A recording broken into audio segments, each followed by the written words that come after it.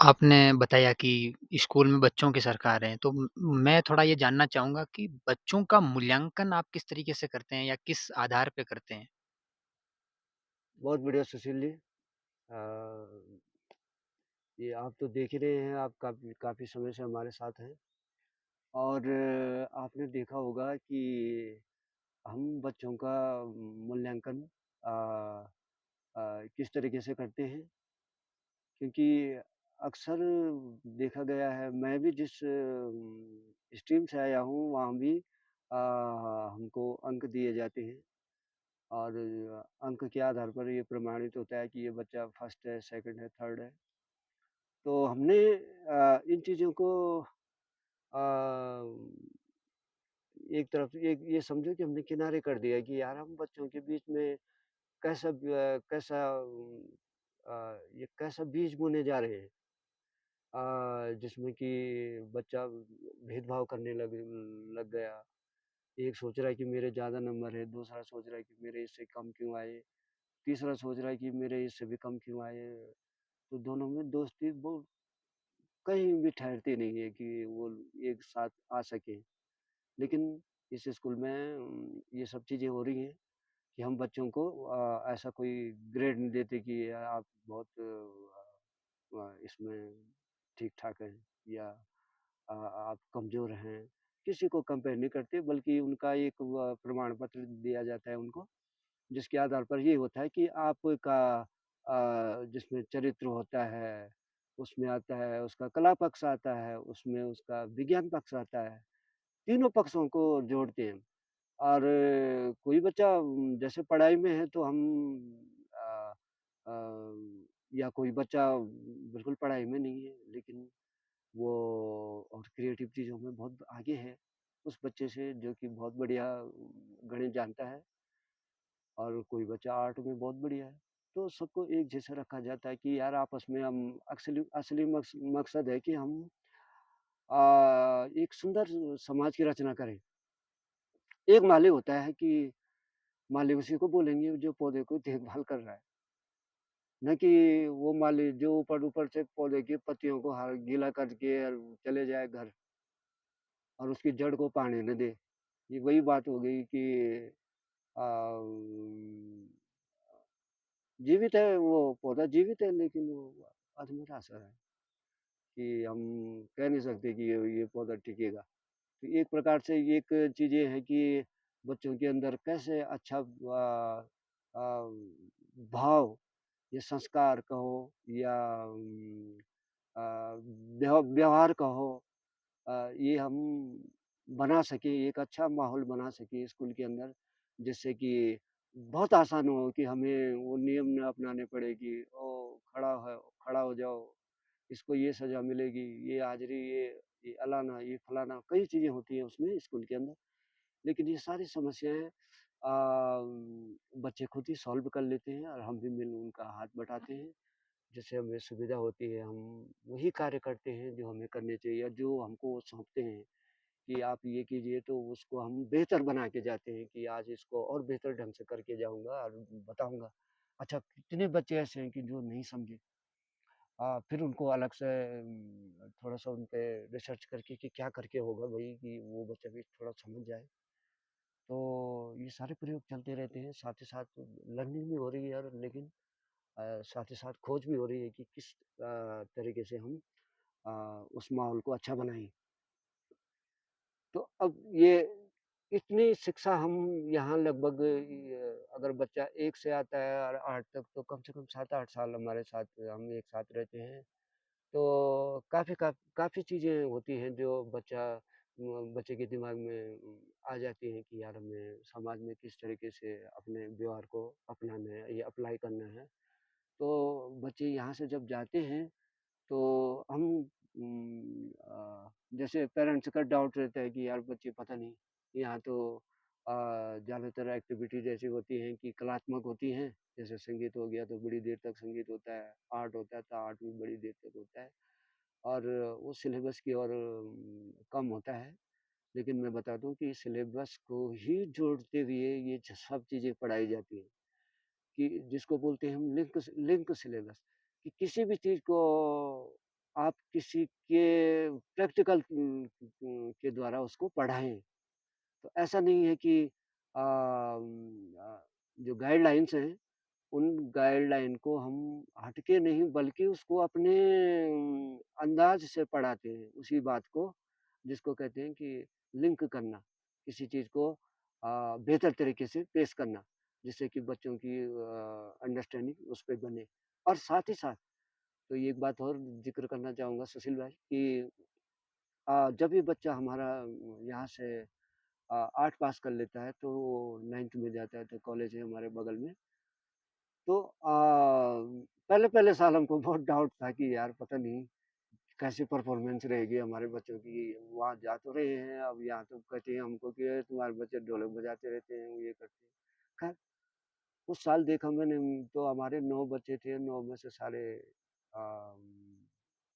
First division थी उनकी। तो मैंने हर साल देखा कि यार हमारे बच्चे जो भी बैच गया उसमें ये हो सकता है कोई कम कम रहा होगा, किसी विषय में कम रहा होगा, कोई बहुत तेज़ रहा होगा, लेकिन सभी बच्चे अच्छा परफ़ॉर्मेंस करते हैं वहाँ जाके भी। और मुझे बड़ी खुशी हुई कि यार ऐसा नहीं है कि अ, हम जो चीज़ यहाँ कर रहे हैं, तो वो और जगह गलत हो जाए। बिल्कुल ऐसा नहीं है और वो बच्चे बहुत वो अभी अपने अनुभव बताते हैं कि हम यार बहुत खुश हैं और इसको कि जारी रखना चाहिए और ये जो चीज़ हम यहाँ सीख के गए वो दुर्लभ हो गई है कि अब हम बाहर के संसार में हमको लेकिन यहाँ से जो सीख के गया, वो ध्यान सीखा, थोड़ा संगीत सीखा, वो अपनी ज़िंदगी में अभी भी अप्लाई करते हैं। जबकि वो अच्छे-अच्छे जॉब पर भी हैं, तभी भी वो ध्यान ज़रूर करते हैं। जंगल भ्रमण के दौरान हम एक बच्चे का अनुभव मैं पढ़ रहा था, तो उसमें उस बच्चे ने लिखा कि हमारा विद्यालय, पर्यावरण विद्यालय बाकी विद्यालयों से अलग है और भी बहुत सारी चीज़ें उन्होंने उसमें लिखी थी। मैं थोड़ा ये जानना चाहूँगा कि बाकी स्कूलों से हमारा स्कूल अ, किस तरीके से अलग है? तो सुशील भाई, बच्चे ने शायद बिल्कुल सही लिखा होगा, जहाँ तक मैं मेरी समझ है बच्चे के प्रति। अ, ऐसा नहीं है कि बच्चा नर्सरी से यही पढ़ रहा है। कई बच्चे ऐसे भी हैं हमारे जो कि उस सिस्टम से आए हैं, प्राइमरी स्कूल से आया है या जूनियर हाई स्कूल से आया है, तो अगर यहाँ आके कुछ नया देखता है, तो उस बात को लिखता है और बच्चे का लिखा हुआ अनुभव मुझे लगता है कि वो सत्यवाद लिखता है, क्योंकि वो ऐसे मिलावट तो नहीं करेगा। तो उसको लगता है कि यार कुछ तो है बात कि अ, अलग क्या है यहाँ? तो अलग क्यों एक तो उसको संगीत सबसे जो आकर्षण है कि संगीत, तो संगीत में पहले देखता है, फिर देखता है कि बच्चे गा रहे हैं तो धीरे-धीरे उस रंग में रंग जाता है। फिर दूसरा देखता है कि पढ़ाने में कुछ अलग विधि है, कुछ रोचकता है। ऐसा नहीं है कि किताब से प्रश्न उत्तर लिखा दिया आपने बोल के आप लिखो बेटा उत्तर, ऐसा नहीं है। थोड़ा उसके उसके प्रति समझ बनाना वो ज़रूरी है ताकि बच्चा अपनी बात खुद भी लिख सके। उस उसी प्रश्न को उस किताब के अनुसार नहीं बल्कि अपने ढंग से भी लिख सके, किसी प्रश्न का उत्तर। और दूसरी बात है कि ध्यान भी उसके लिए बिल्कुल अलग संसार है क्योंकि और सब जगह ये लोग कर नहीं पाएँगे और कर नहीं पाते शायद नहीं उनको बच्चों को सिखाने के लिए कोई टीचर रहता होता है। लेकिन जब वो नई चीज़ देखते हैं तो उसके प्रति उनकी पहले-पहले तो वो देखते हैं कि अच्छा ये आँखें बंद कर रहे हैं, क्या कर रहे होंगे? कैसा कर रहे होंगे? इतनी देर तक कैसे बैठ गए? लेकिन धीरे-धीरे उनके अंदर फीलिंग के स्तर पर काम होता है उनका। बाकी बाहर का दिखावा नहीं बल्कि अंदर की जो अंडरस्टैंडिंग बनती है फीलिंग जो दिल से दिल वाली बात है, ये यहाँ मैं फीलिंग की बात कर रहा हूँ, तो वो बच्चा भी शीघ्र ही बगैर बताए हुए, बगैर उसको समझाए हुए कि आपको क्या करना है, क्या नहीं करना है, वो खुद ही सीख जाता है ये सारी चीज़ें। और तीसरी बात है कि उसको वो जो डर था जो ये टीचर का और विद्यार्थी के बीच में जो असहज दूरी होती है एक प्रकार की, कि यार चाहकर भी बच्चा चाहता भी है कि मैं गुरुजी के पास जाऊँ लेकिन जा नहीं पाता। और यहाँ वो देखता है कि यार मैं आसानी से गुरु तक मेरी पहुँच है। मैं जा सकता हूँ, मैं पूछ सकता हूँ, मैं उनके हाथ छू सकता हूँ। मैं उनसे कुछ बातें सीख सकता हूँ। तो ये वातावरण यहाँ बनाया गया है। इसलिए बच्चे कहते हैं कि यार कुछ तो अलग है। अ, तीसरी बात है कि वो जैसे जंगल भ्रमण है, तो जंगल भ्रमण में क्या होता है कि बच्चे को ऐसा नहीं है कि वो विषय का हिस्सा नहीं है, बल्कि वो भी एक करिकुलम जो भी है हमारे सब्जेक्ट वाइज़ जो भी चीज़ें होती हैं, उसी के अनुसार ही कार्य होता है उसमें, कि बच्चे जानते हैं कि हमें जंगल जाना है। पारिस्थितिकीय तंत्र एक शब्द आता है विज्ञान में, तो ये समझने के लिए कि हमारे आस-पास का जो जंगल है, तालाब है, पानी है, जानवर हैं, पेड़-पौधे हैं, पक्षी हैं, इन सबका क्या-क्या है, कैसे रहें, पेड़ कैसे हैं, तो किस-किस प्रजाति के पेड़ हैं और चिड़िया हैं तो कौन-कौन से रंग की ज़्यादातर हैं, या कौन-कौन सी चिड़िया माइग्रेट करके आती हैं, एक एक जगह से दूसरी जगह आती हैं, कब आती हैं? अच्छा बसंत में फूल खिलते हैं। तो किस महीने से खिलने शुरू हो जाते हैं। बुरांस का पेड़ कौन-सा है जिस पे बहुत सुंदर फूल लगते हैं और विभिन्न प्रकार के जैसे फल हैं जंगल में जो पाए जाते हैं। बच्चे उनका स्वाद भी लेते हैं, पहचान भी होती है उनको कि यार सचमुच का फल ये तो बच्चा घर में पढ़ के नहीं कि का फल, किताब में पढ़ ले का फल, लेकिन एक बच्चा छू के भी देख रहा है उस का फल के पेड़ को और उसके चख के भी देख रहा है कि आहा! का फल। बहुत अंतर है इसमें ना। फिर कई प्रकार के फल होते हैं। पानी है, पानी कैसा है? जहाँ से हम पानी पीते हैं। फिर यहाँ क्या-क्या जानवर हैं। अक्सर जानवर नहीं दिखते लेकिन फिर भी बच्चों को पता चल जाता है कि अच्छा कुछ न कुछ तो है ये जंगल में। कहीं भी उनके पद चिन्ह दिख जाते हैं जानवरों के, तो बच्चे अनुमान लगा लेते हैं कि अच्छा यहाँ है।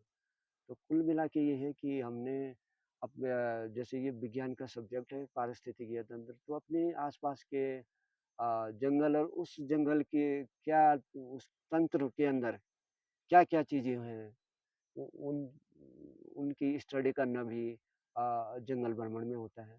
दूसरा कि जंगल भ्रमण है, साथ ही साथ ये भी है कि बच्चे को हम जैसे यात्रा भी करवाते हैं। जैसे शहरों में तो कई यात्राएँ हो चुकी हैं हमारी, जैसे कई स्टेट में हम गए हैं, तो वहाँ का कल्चर को समझना, वहाँ के रीति-रिवाज देखना, वहाँ के भाषा को समझना, ये सारी चीज़ें जो हैं, ये हम भ्रमण में डालते हैं। तो इसी का हमने इसको हम नाम देते हैं कि जंगल भ्रमण, तो जंगल भ्रमण में हम वही क्लास करते हैं। और ये जैसे हम हमारे बच्चे यात्रा पे जाते हैं, लंबी यात्रा पे जाते हैं तो बच्चों को शहर के प्रति भी एक समझ पैदा होती है। वहाँ के समाज के प्रति, वहाँ के खान-पान के प्रति और वहाँ के अन्य रीति-रिवाज़ों के प्रति। अ, ये मुख्यतः ये 2-3 बातें थी। हम यहाँ बेहतर शिक्षा की और हर कदम रखते हैं और क्योंकि यहाँ प्रैक्टिकल मैंने देखा कि बहुत होता है। तो एक शिक्षक के जीवन में शिक्षण कितना महत्वपूर्ण है? तो अब मैं ये मेरी सच्चाई है, मैं अपनी ओर ले जाता हूँ इस बात को थोड़ा-सा कि मैंने किस प्रकार से देखा। तो मेरा जो इंटरमीडिएट था वो 91 में पूरा हो गया था और उसके बाद मैं 10 10 साल 10 या 12 साल तक पढ़ाई से बिल्कुल दूर रहा और फिर मैं इधर जब पर्यावरण विद्यालय में आया तो मुझे लगा कि यार नहीं, वो सब चीज़ भी होती है लेकिन मुझे अपनी पढ़ाई भी करनी है। तो मैंने पढ़ाई भी की और साथ ही साथ ये चीज़ें सीखता गया। कि किस प्रकार से नए-नए क्रिएटिव आइडिया उनको भी सीखा मैंने और फिर बच्चों को सिखाने की भी कोशिश की। हाँ, कि अब शिक्षण की कितना ज़रूरी है तो मैं बता दूँ कि अ, यहाँ कोई दिन भी ऐसा नहीं होता था कि और होता है कि जिस दिन कोई तैयारी ना हो, कि कल क्या सब्जेक्ट होगा, उसको किस तरीके से पेश किया जाए बच्चों के सामने ताकि उनको आसानी से समझ आ जाए। तो हर रोज़ सीखना ही होता है, सुबह से लेकर शाम तक। कि अब कम्युनिटी में हैं, तो कम्युनिटी में भी आप एक-दूसरे से सीखते ही हैं कि कोई चीज़ कि सब बँटे हुए हैं, कार्य हैं, लेकिन आपस में सब जुड़े हुए भी हैं। और साथ ही साथ स्कूल में भी हम कुछ नए अंदाज से किसी भी विषय को सब्जेक्ट को रोचक तरीके से जिस पेश करना जिससे बच्चों को अच्छा लगे और उनको असल बात है कि खुश कैसे कि बच्चा खुश खुश होके कब करेगा क्या कोई काम जबकि उसको दिल से छुएगी कोई बात तभी वो अच्छा कार्य करेगा और अपने अध्ययन के प्रति भी उसको मजा आएगा कि यार मुझे पढ़ना तो है और साथ ही साथ अपने व्यवहार को भी ठीक करना है। तो ये सारी चीज़ें हैं, वो सारी चीज़ें सीख रहे हैं और एक साथ सीख रहे हैं। तो सर कितनी सुंदर प्रकृति है।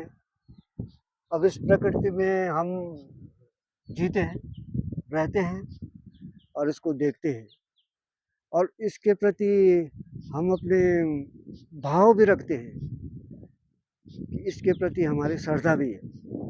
तो इस भाव से हम जीते हैं प्रकृति के साथ और इस प्रकृति का कोटि-कोटि धन्यवाद। इतने घने जंगल में आपको डर नहीं लगता सर जी? क्योंकि आप अकेले ही जंगल में घूमने के लिए निकलते हैं अक्सर। बहुत बढ़िया।